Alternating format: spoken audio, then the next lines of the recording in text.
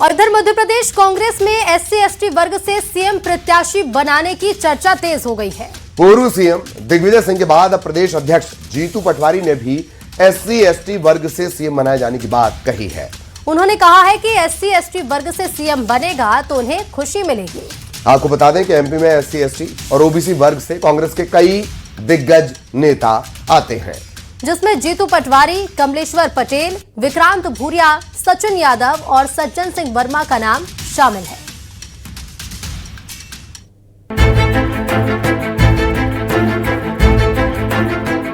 MP में चुनाव के लिए अभी करीब 3 साल का वक्त है, लेकिन कांग्रेस में सीएम फेस को लेकर अभी से बयानों का शोर शुरू हो गया है। कुछ दिन पहले दिग्विजय सिंह ने भी बयान दिया था और अब जीतू पटवारी ने भी SC/ST वर्ग से सीएम बनाए जाने की बात कही है। पटवारी का कहना है कि अगर ऐसा होता है तो प्रदेश के लिए अच्छा होगा।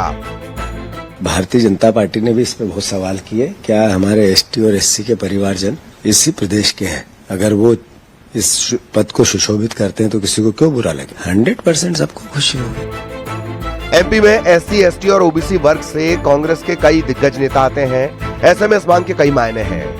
सबसे पहले आप ये समझिए, एमपी में SC/ST और OBC के वो बड़े फेस जो सीएम फेस के तौर पर अपने आप को प्रोजेक्ट कर रहे हैं, इन चेहरों में जीतू पटवारी, उमंग सिंघार, कमलेश्वर पटेल, विक्रांत भूरिया, सचिन यादव और सज्जन वर्मा का नाम आता है। इन चेहरों में कई नेता ऐसे हैं जो कांग्रेस सरकार में मंत्री भी रह चुके हैं। जीतू पटवारी के बयान पर एमपी में सियासत तेज हो गई है। बीजेपी का कहना है कि कांग्रेस का कोई जनाधार नहीं है, ऐसे में सत्ता का सपना देखना बंद करे। उधर बीजेपी के आरोपों पर कांग्रेस ने पलटवार किया है। देखिए, दिग्विजय सिंह जी हो या जीतू पटवारी जी, इस शेख चिल्ली को भी मात दे रहे हैं। सरकार बनी नहीं, मंत्रिमंडल फाइनल कर लेते हैं, कभी मुख्यमंत्री फाइनल कर लेते हैं। अरे ये कुछ नहीं, एक दूसरे को निपटाने की पॉलिटिक्स हो रही है।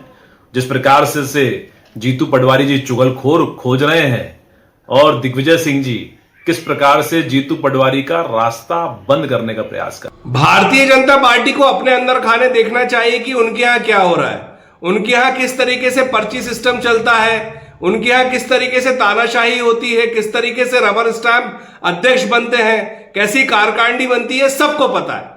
कांग्रेस पार्टी एक लोकतांत्रिक पद्धति से चलने वाली पार्टी है। नीचे के कार्यकर्ता से लेके ऊपर तक सभी को अपनी बात रखने का हक है। कांग्रेस संगठन को मजबूत करने के बजाय अभी से सीएम की कहानी में उलझ रही है।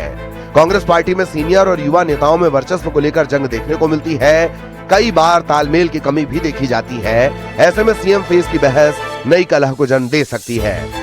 Bureau report, news 18।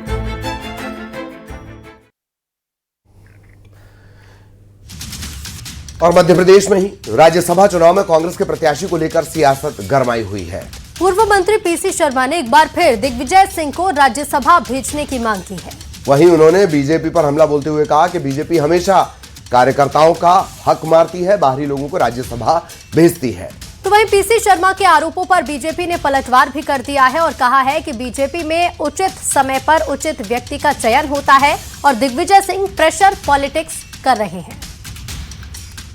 Madhya Pradesh में तो राय साहब ने कहा है, लेकिन मैं बार बार कहता हूँ दिग्विजय सिंह जी की आवश्यकता है मध्य प्रदेश में कांग्रेस को, इसलिए उनको पुनः इसी बार राज्यसभा में भेजना चाहिए कि वो एक ऐसे नेता हैं। जब मुख्यमंत्री थे उस समय के जो IAS IPS वो आज बड़े बड़े मुख्य पदों पे हैं, तो कार्यकर्ता हो या आम जनता, इनकी बातों को एडमिनिस्ट्रेशन उनके माध्यम से सुनता है, इसलिए एक बार उनको और भेजना चाहिए। देखिए, दिग्विजय राज्यसभा नहीं जाएंगे, ये दबाव बनाने की रणनीति है या किसी और शिकार की तलाश है, ये तो समय पर ही तय होगा। पर कांग्रेस में होता वही है जो प्रथम परिवार चाहता है, तो वहां पर कौन अपनी सेटिंग तय कर पाता है उसके आधार पर मिलेगा। बाकी भाजपा सदैव जिस तरीके से सामूहिकता से निर्णय लेती है, सही पद पर सही व्यक्ति चयन करके भेजती है, उसी आधार पर इस बार भी निर्णय लेगी। मध्य प्रदेश के तृतीय वर्ग कर्मचारियों ने अपनी लंबित मांगों को लेकर भोपाल में जोरदार प्रदर्शन किया। सतपुड़ा भवन के बाहर पुरानी पेंशन, अटेंडेंस समेत 11 सूत्रीय मांगों को लेकर कर्मचारियों ने जमकर नारेबाजी की। और मांग पूरी न होने पर उग्र आंदोलन की चेतावनी दी है। ये पहली बार नहीं है, इससे पहले भी अपनी मांगों को लेकर कर्मचारी प्रदर्शन कर चुके हैं। कर्मचारियों ने साफ कर दिया है कि मांगे नहीं मानी गई तो प्रदर्शन जारी रहेगा और जरूरत पड़ी तो आंदोलन को और उग्र किया जाएगा। तमाम जो कार्यकर्ता हैं वो यहाँ पर आप पहुंचे हुए हैं। आप देख सकते हैं कि विभिन्न मांगे जो हैं, खासकर आउटसोर्स को स्थायी संविदा नियमितीकरण की बात हो, कर्मचारियों की पदोन्नति की बात हो, पुरानी पेंशन बहाल करने की बात हो, या फिर ई अटेंडेंस जैसे तमाम मुद्दे हैं जिनको लेकर आज यहाँ प्रदर्शन कर रहे हैं। कुछ लोग हमारे साथ मौजूद हैं। सर, किस तरह की मांग है और क्या मांग कर रहे हैं? देखिए, समान कार्य समान वेतन हमारा संवैधानिक अधिकार है। मंत्रालय के हमारे जो सहायक ग्रेड 3 साथी हैं, 20 साल तक हम एक सा वेतन लेते हैं और जैसे ही 20 साल होता है उसके बाद वो जंप कर जाते हैं, और जबकि हमारे बराबर मिलना चाहिए, हमें उनके बराबर मिलना चाहिए। मंत्रालय भत्ता उनको 1460 रुपये पृथक से मिलता है, तो वेतनमान में विसंगति क्यों? शासन द्वारा नीतिगत निर्णय के नाम पर समान कार्य समान वेतन से हमें वंचित कर रही है, और आज हम सब यहाँ इसलिए एकत्रित हुए कि हमें हमारा अधिकार चाहिए। बाबा साहब अम्बेडकर का संविधान हमको समान कार्य समान वेतन का अधिकार देता है। तो सर, किस तरह की मांग है आप लोगों की? लगातार आप प्रदर्शन करते हैं, क्या माने सरकार सुनने को? सूत्री मांगों को लेकर हम लोग लड़ रहे हैं। महंगाई भत्ता, महंगाई राहत तत्काल दिया जाए, सीबीसीटी खत्म की जाए, और हमारा जो 70, 80, 90% का आदेश है वो वापस लिया जाए, ई अटेंडेंस को समाप्त किया जाए, हमारे लिप्को की ग्रेड पे में विसंगति दूर किया जाए, आउटसोर्स संविदा और स्थायी कर्मियों को नियमितीकरण किया जाए। ऐसे बहुत सारे मुद्दों को लेकर हम लोग यहाँ इकट्ठे हुए भोपाल में, और पूरे प्रदेश में हमारा ये आंदोलन चल रहा है। अगली खबर का रुख करेंगे। सुप्रीम कोर्ट ने Mamata Banerjee, DGP, police commissioner को नोटिस जारी किया है। आईपैक रेड केस में सुप्रीम कोर्ट का बड़ा आदेश है। केंद्रीय जांच एजेंसी ईडी को सुप्रीम कोर्ट से बड़ी राहत मिली है। रेड के समय के सीसीटीवी फुटेज को संभाल कर रखने के निर्देश दिए गए हैं। और अब अगली सुनवाई सुप्रीम कोर्ट में 3 फरवरी को होगी। ममता और ईडी की लड़ाई, आईपैक रेड केस, और इसमें सुप्रीम कोर्ट ने ये बड़ी राहत ईडी को दी है। सुप्रीम कोर्ट ने Mamata Banerjee, DGP, police commissioner, इन सभी को नोटिस जारी किया है।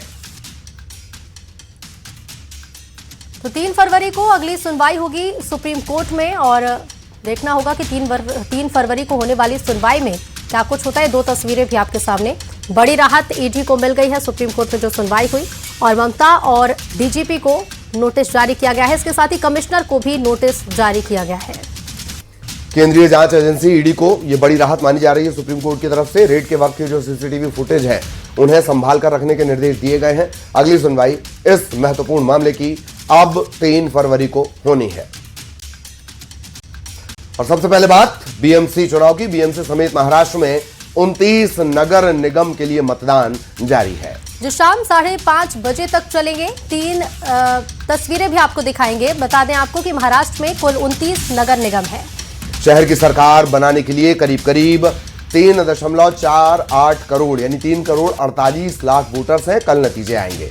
20 साल बाद राज और उद्धव ठाकरे के एक साथ आने के बाद मुंबई का किंग कौन पर सबकी निगाहें टिकी हुई हैं। इन चुनाव में सबसे अहम बीएमसी है, बृहन मुंबई म्युनिसिपल कॉर्पोरेशन, जहां 2017 के बाद 227 सीटों पर चुनाव हो रहे हैं। यहां बहुमत के लिए 114 का आंकड़ा आना जरूरी है। बीएमसी की 227 सीटों में से 32 सीटों पर बीजेपी और शिवसेना गठबंधन और शिवसेना यूबीटी महाराष्ट्र नवनिर्माण सेना के बीच सीधा मुकाबला है। बीएमसी में बीजेपी 137 सीटों पर चुनाव लड़ रही है, वहीं शिंदे की शिवसेना ने 90 सीटों पर अपने उम्मीदवार उतारे हैं।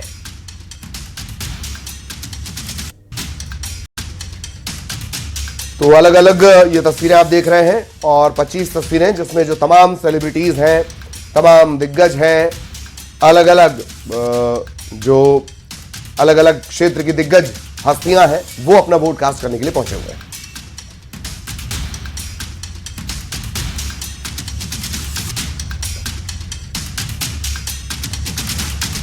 और बीएमसी चुनाव के दौरान वोटिंग के बीच सियासी बयानबाजी भी तेज हो गई है। एमएनएस के प्रमुख राज ठाकरे ने मतदान प्रक्रिया पर सवाल उठाते हुए कहा कि मतदाताओं की उंगली पर लगाई जा रही स्याही आसानी से मिट रही है, और हैंड सैनिटाइजर से भी स्याही के निशान हटते जा रहे हैं, जो गंभीर चिंता का विषय है। वहीं उद्धव ठाकरे ने कहा कि चुनाव जीतने के लिए कुछ भी हो रहा है। दूसरी तरफ सीएम देवेंद्र फडणवीस ने कहा कि हर बात पर हंगामा करना और सवाल खड़े करना उचित नहीं है। मतदान के बाद जो इंक लगाई जाती है तुरंत वो निकाली जा सकती है, ये तो गंभीर है। और ये मुझे कुछ फोन भी आए और आपके टीवी चैनल पर मैंने देखा भी। इसका मतलब ये है कि चुनाव आयोग, और अगर मैं आरोप लगाऊं कि सत्ताधारी पक्ष है उनकी मिलीभगत है। बहुत सारे मतदाता ऐसे हैं कि उनका नाम उनको ढूंढना पड़ रहा है किस मतदार यादी में है। मतदान के बाद जो इंक लगाई जाती है तुरंत वो निकाली जा सकती है, ये तो गंभीर है।